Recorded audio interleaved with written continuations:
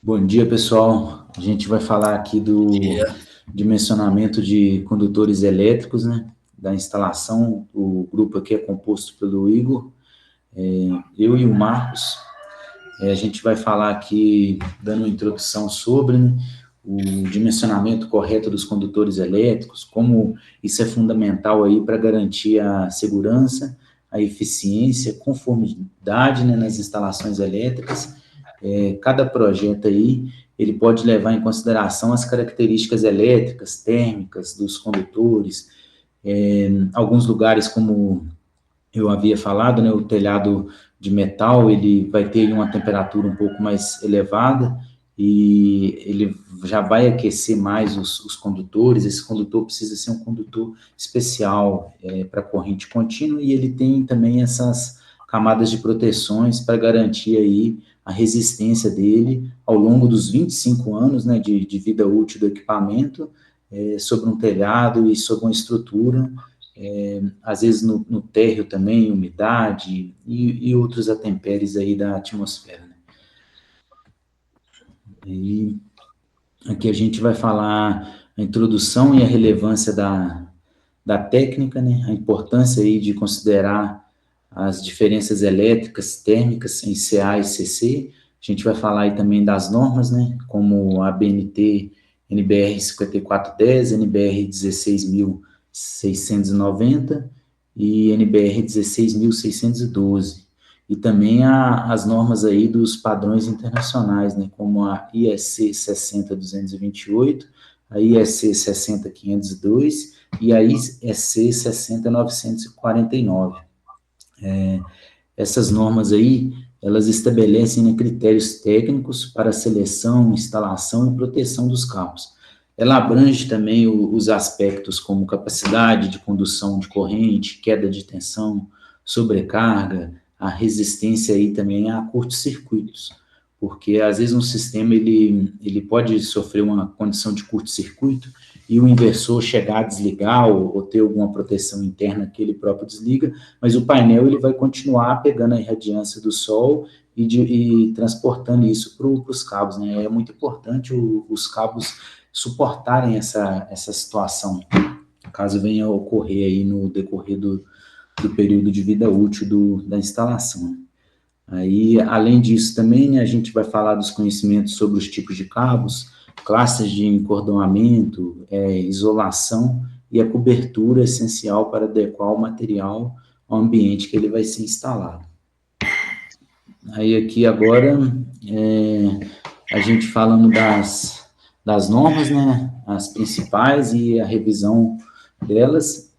A gente vai falar aí dos critérios gerais de capacidade dela, queda de tensão, proteção, e a NBR aí 16.690 e 16.612, ela tem especialidades para cabos termais, né? E polímeros em sistemas fotovoltaicos, que seria questão de temperatura, eles suportam altas temperaturas e eles são próprios para conduzir a corrente contínua ali, já feito e desenvolvido para isso, né? E também as normas internacionais aí, né, que elas abordam aí a 60.228, a resistividade e encordoamento de condutores, e a 60.502, que ela vai falar aí dos cabos de potência até média tensão, né? E a 60.949, que ela já abrange aí a parte de cálculo, né, da capacidade térmica e também resistência para curto-circuito. Agora eu vou falar um pouquinho da diferença de dimensionamento CA e CC, né? Então, a gente tem a presença do fator de potência, né? Em relação também à frequência, na corrente alternada. Então, a gente tem circuito CA, né? A gente tem uma impedância complexa, a gente tem essa componente resistiva, que vai estar influenciando, com a componente reativa, né, do sistema. Então, a gente consegue ter esses efeitos reativos, né, na presença do fator de potência para o dimensionamento de cabo. Já no circuito, né, de corrente contínua, a gente não tem a presença desses fatores. Então, a gente tem a ausência de fatores reativos, né, aí a queda de tensão provavelmente resistiva. Então, nessa análise que a gente está mostrando nessa figura, a gente consegue ver, né, a diferença, por exemplo, da defasagem da corrente da tensão ali, provocado, né, por exemplo, por um indutor ou um capacitor. E além a gente ter o triângulo de potência, né, que a gente consegue ver o consumo de potência reativo e ativo, né, desse sistema, que impacta também no dimensionamento desse cabo. Agora a gente tem a comparação de transmissão de eficiência, né? Então a gente pode ver a curva característica, né, como se fosse, por exemplo, eu estou transmitindo 400 VAC, né, 400 volts em tensão alternada. Então a gente tem uma diferença grande em relação à transmissão de distância, né? E enquanto, por exemplo, uma alta tensão em corrente contínua, eu consigo, né, ter uma distância maior. Então, a gente tem os critérios de dimensionamento CACC, né? Então, a gente tem a seção mínima, queda de tensão, corrente de curto-circuito, e tudo isso está ligado a nada mais nada menos do que as componentes do circuito, né? Então, como a gente tem um critério de dimensionamento de uma corrente contínua, a gente tem as variações previstas, né, da carga, resistência. Então, quando a gente for escolher, né, o material condutor, a gente tem que saber o cobre tem uma menor resistividade, um comportamento térmico, mas o custo é mais pesado. Ou se a gente for fazer esse dimensionamento com alumínio, né, verificar as quedas de tensão do circuito, né? A gente tem um percentual aceitável por equipamento em baixa tensão e a pequena variação, essa pequena variação, né? No caso da componente contínua, ela pode ser crítica. As questões de curto-circuito térmico e mecânico, a gente tem que também verificar a seção de que suporta a energia térmica e o efeito eletrodinâmico, né? Do curto. Aí a gente já entra na IEC 660-949, né, que é uma norma aplicável, né, nessa questão de curto-circuito. A gente vai mostrar posteriormente. A exposição, né, de risco químico, a abrasividade, a necessidade de blindagem, né, que vai impactar, como eu falei, na questão do circuito, né, se ele vai ser no caso de ser puramente resistivo, no caso do CA, pode haver, né, as componentes reativas. E aqui a gente tem um cálculo de queda de tensão, né, que está envolvido com a NBR 16690. Então, a gente tem os fatores de correção, né, que são a temperatura ambiente, agrupamento de circuitos, tipo de instalação. Aí pode ser o A1, B1, C e etc. Então, aqui a gente deu um exemplo, né, e nesse exemplo é o que eu estava falando sobre as componentes reativas, né. Então, quando a gente fala, por exemplo, na fórmula aqui, o que é esse R cosseno φ e X seno φ, né? É nada mais nada menos do que a gente está colocando as componentes reativas do circuito para a gente calcular. Então, quando eu estou falando, por exemplo, né, do R cosseno φ, eu estou falando de uma componente reativa, né? E onde o φ é o ângulo de fase entre a tensão e a corrente. Então, para isso, para a gente calcular essa variação de queda de tensão, né, o delta VAC, a gente usa essa fórmula. Para a componente CC, a gente não vai ter essa variação, né? Então, a gente tem nada menos do que 2 vezes a intensidade de corrente, vezes a largura, vezes, né, a resistividade. Aí a gente tem o cálculo térmico de curto-circuito, né, que também está presente na ESC 60949. Então, para a gente saber o cálculo de curto-circuito, né, a gente tem os valores típicos de K, que é uma constante, e beta. Então, a gente tem um fator de correção térmica, que é o K, que depende da temperatura ambiente do cabo. Então, por exemplo, né, um cabo isolado XLPE 90 graus, a gente tem um K de 0,82. Por exemplo, para um cabo de PVC, a gente tem um K de 0,87. E esse beta, né, que é o coeficiente de resistência coeficiente de temperatura da resistência. Para cobre, a gente tem um certo coeficiente, para alumínio é outro, né? Que dependendo da resistividade do material. Isso aqui para circuito CC, fotovoltaicos. Para circuito CA, a gente já vai abranger da IEC 660-228 e IEC 60-502. Dessa forma, a gente vai ter uma constante K maior, né, em relação à constante do circuito CC. Então, a gente, para cabo de potência isolados, a gente vai entrar na IEC 60-502. Então, já tem um escopo, né, de especificações de cabos de baixa e média tensão, incluindo requisitos de projeto, ensaios e dimensionamento. Então, quando a gente tem os tipos de isolação e cobertura para ambientes de tensões, a gente tem que ver os critérios, né, que a gente vai adotar, por exemplo, para abrasividade do sistema, e outras questões. E para a gente fazer o dimensionamento em corrente contínua, a gente sempre tem que impor, né, que a gente não tem o efeito pericular que a gente ia ter no circuito CA, então a gente não vai ter aquela perda na seção do cabo interior, a partir da frequência, que já que a frequência do sistema de corrente contínua é fixa, né? Senhores, eu vou falar um pouquinho agora das considerações para cabo CC, né? Algumas particularidades que a gente tem que observar para poder estar considerando aí, para estar fazendo um bom projeto aí, né, no sistema fotovoltaico. As diferenças na dissipação térmica e queda de tensão. Os cabos CC, teoricamente, ele vai ter uma dissipação térmica pior em comparação com o CA. A questão do ambiente que ele está exposto ali, né, a degradação com o próprio contato com os módulos, a parte do sol. Então, ele vai ter uma dissipação térmica inferior se comparado ao CA. Isso aí vai influenciar na vida útil dele. A queda de tensão, vou estar falando um pouquinho mais à frente. A gente tem ajuste de fórmulas para sistemas fotovoltaicos e de baterias, que é a questão de, né, ter essa diferença aí do CA para o CC. Então, a gente tem que considerar também nas fórmulas e o impacto de harmônicos de sistemas CC com conversores eletrônicos. Aí, no caso, quando a gente vai estar aplicando ele a sistemas eletrônicos, ter essa observação em que pode alguns ruídos no cabo pode influenciar aí nos sistemas. Pode passar aí, por gentileza. Aí, como eu falei, né, uma diferença do CA para o CC é a queda de tensão. Então, a gente tem essa fórmula aí para corrente alternada monofásica, é a queda de cada fase, que é duas vezes, né? Ou a resistividade, o comprimento do cabo, a corrente, e aí o S é a seção. A gente tem um impacto no caso de CA, a gente tem um impacto, né, a depender do tipo de carga e o fator de potência dela, e que a gente pode mitigar isso aí, a princípio, por exemplo, aumentando a seção. Eu aumentei a seção do condutor, eu vou estar reduzindo aí a queda de tensão. Posso também, no caso do CA, corrigir o fator de potência, rearranjar os circuitos, para poder estar melhorando essa queda de tensão. Pode passar aí, por gentileza.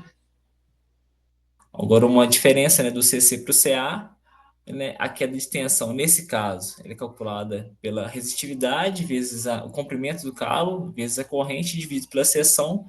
Nesse caso aqui, para corrente contínua, os cabos, né, de corrente contínua, o pessoal até já informou aí anteriormente, a gente vai depender só da resistência. Então, a gente aumentando a seção ali do condutor, a gente pode observar na fórmula que a gente já vai ter um ganho aí de redução de queda de tensão. Pode passar, por gentileza. Bom, a NBR 16690, o que ela fala? Ela estabelece os requisitos, né, e segurança para as instalações dos diversos arranjos fotovoltaicos que a gente tem. No caso, a gente colocou mais a parte, né, dos cabos CC, que ela também regulamenta um pouco, que é o objetivo da apresentação aqui. Então, o que ela estabelece na parte dos cabos? Né, estabelece requisitos de construção, ensaios e marcação para cabos isolados, com PVC e XLPE-PR, que é o que o Cassim tinha comentado mais anteriormente, né? No caso, esse é o tipo de isolamento que a gente tem nos cabos. PVC, ele resiste a uma temperatura menor, o XLPE e o EPR resistem a temperaturas maiores, com destaque para o EPR, que também, ele, além de resistir a uma temperatura maior, ele também resiste questões de umidade nos cabos, né? Contato com, por exemplo, água. Aspectos técnicos, definição de classes de encordoamento. Encordoamento vai ser, né, a parte ali de flexibilidade dos cabos, com a forma como ele é construída para poder estar tendo maior flexibilidade ou não né, no manejamento dos cabos ali CC dos circuitos dos sistemas fotovoltaicos.